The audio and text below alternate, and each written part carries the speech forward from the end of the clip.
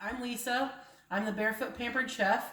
And since we're all practicing social distancing, Aiden and I decided that we were going to make you a video. And so today we wanted to have mac and cheese for lunch.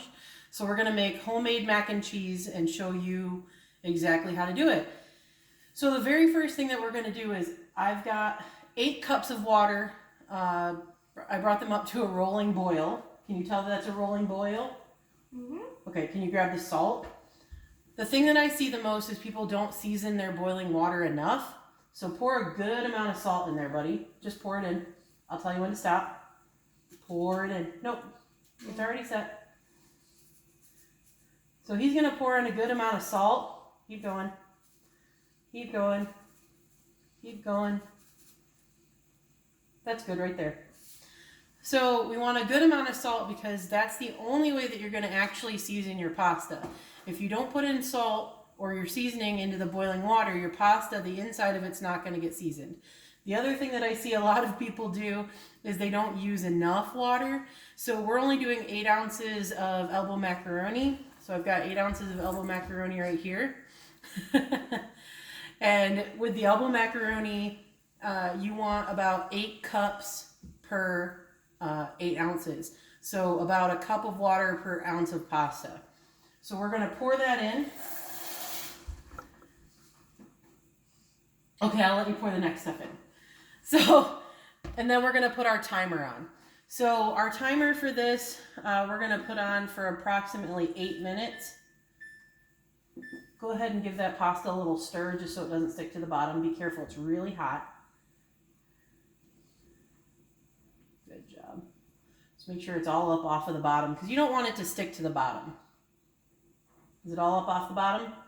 I don't know. It's all up off the bottom. You should be good. Here, let me give it a quick stir. Watch out. Ouch. Yeah, it's hot. It's boiling water. Ouch. All right, so we're going to let that boil. So now we're going to start our sauce. So the way that we do a mac and cheese sauce is we need to make a roux first. So Aiden, do you know what a roux is? No. Well, are you going to come learn what a roux is? Yeah.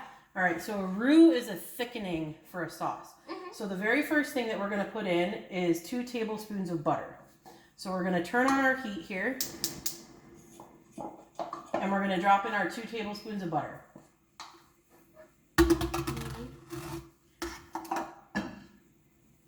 All right, go put that in the sink because we don't need it anymore. So we're going to let these 2 tablespoons of butter melt. Now, a roux is usually a fat, like a butter, and a flour or a thickening agent. So we're actually cooking the flour so it's not raw flour in our dish. So once this butter melts, and you'll see how quick this is. I mean, you know, a box of mac and cheese, if you make it, you're going to make it about 10 minutes. This takes about 10 minutes as well. So, hey, come here. Make sure our butter is melted. Keep doing this. I'm just going to have him move the butter around the bottom of the pan just to keep it melted. Go slow so it melts. Because we want it fully melted before we add our flour. It's a slippery little bugger. Is it melted yet? No, not all the way. Come on, sous chef, do your job. Melt my butter. All right, so it's melted all the way now. All right, so hold on. Let me lift that up to show them. Ow. Oh, it's hot. So that's melted butter. Now, what are we going to add, Aiden? 2 tablespoons of flour. Say it loud. 2 tablespoons of flour. And then what's this? Half a teaspoon of seasoning salt. So a half a teaspoon of seasoning salt. You can actually use any kind of salt, sea salt. I like seasoning salt just because it has the flavor in it. Here, you're going to pour this in. And then I've got 1/4 teaspoon of garlic powder in there as well. Pour it in. All right, put that in the sink. Die.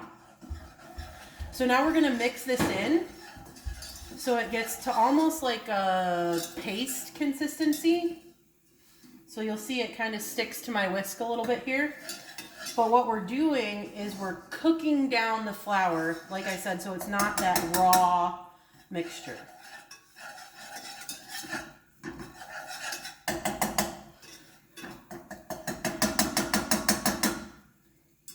So we'll let that cook for just a second longer here, because it doesn't take too long. Why? You want it a little bit, you want it a little bit brown, but not burnt.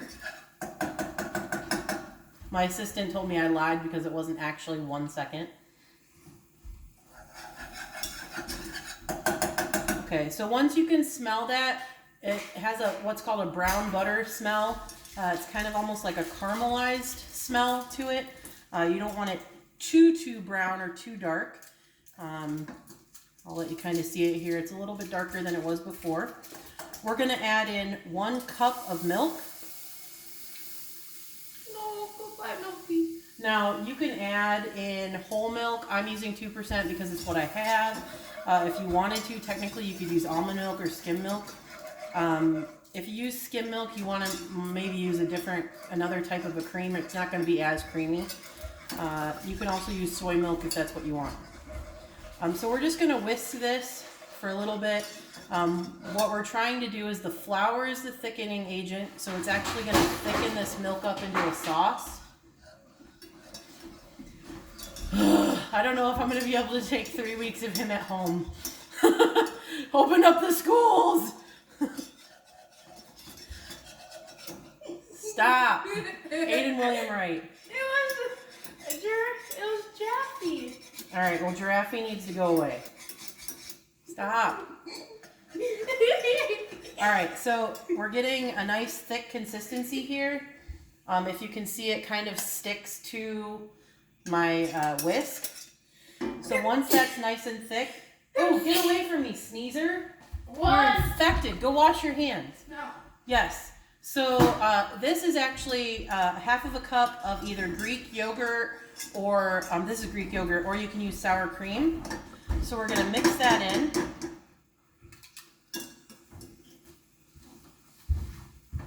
I'm actually going to turn down this heat a little bit here so I don't scorch it.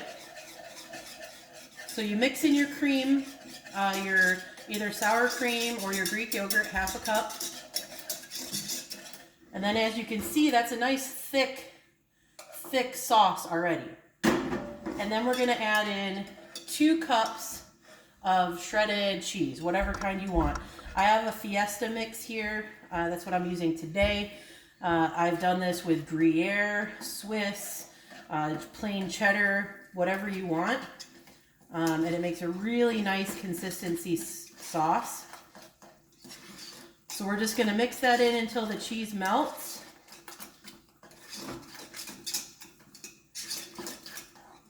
So it's this nice creamy texture to it. Ay, ay, ay, ay, ay.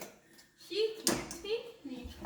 If you need to make it a little bit less thick, I'm going to turn off the heat. If you need to make it a little less thick, the best water to add is actually some of your pasta water once your pasta is done, because that actually has starch. It has the starch from the pasta in it, and it's going to make it a little bit thicker. So I've got 1 minute left on this pasta. I'm just going to stir it just to make sure it still comes up from the bottom.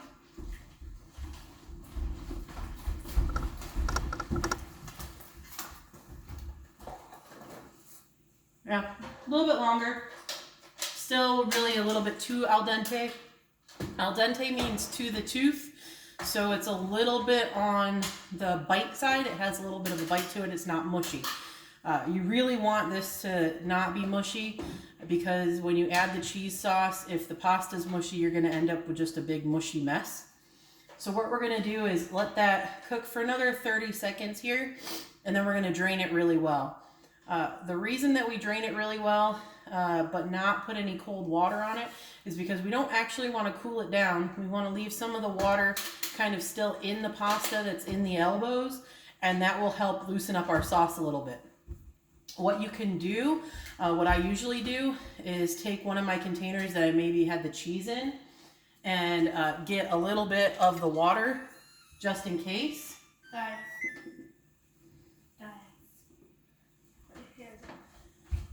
Get a little bit of this water just in case we need some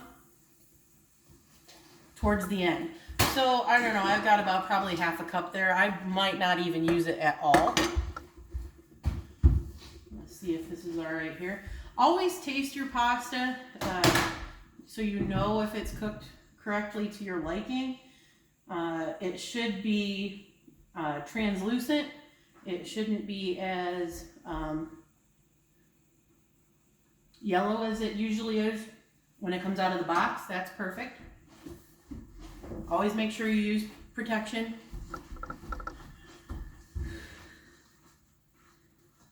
So, I mean, you know, making a box of pasta mix or a box of mac and cheese, you're already probably going to be at the point where you put in the sauce.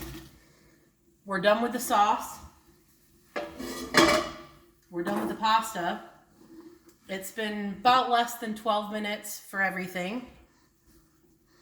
And we're going to have homemade pasta. So what I'm going to do is I'm just going to add this all to my cheese sauce. Yeah.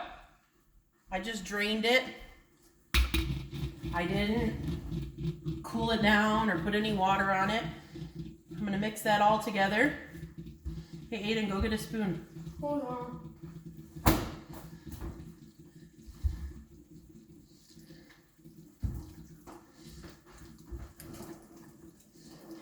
This is a lot of cheese sauce. I probably could have used a little bit more pasta with it. It's going to be extra cheesy. Ew. But I mean, doesn't that look a heck of a lot better than a boxed cheese mix? Yeah. This is my, like, mac and cheese person. I love mac and cheese. So what I'm going to do Hello, world. is I love a little bit of cracked black pepper on my mac and cheese. Aiden, do you want cracked black pepper on it? Oh, yeah. You know what we could add? You want to add some bacon to the mac and cheese? Go get some bacon out of the drawer. I've got some pre-cooked bacon. Where? It's in the second drawer right there. In the black bag. Black bag. Where? Bacon. She loves bacon. So we're going to add a good amount of cracked black pepper. And we're going to add some bacon. Why do you need a spoon? Because I was going to let you take a taste after I put the bacon in. Okay. All right, so we're going to put some bacon in. Hey, you can mix it in a minute. We're going to put some bacon in. This is pre-done bacon. I'll let him put it in, considering we're the only ones eating it, so you know, social distancing. I'm the bacon master. Oh, you're the bacon master? All right, well, get it all ripped up and put it in there so I can eat, you know, what you sneezed on. That's what moms do, right? All right, so let me mix that up really quick here. I got it. Grab your spoon.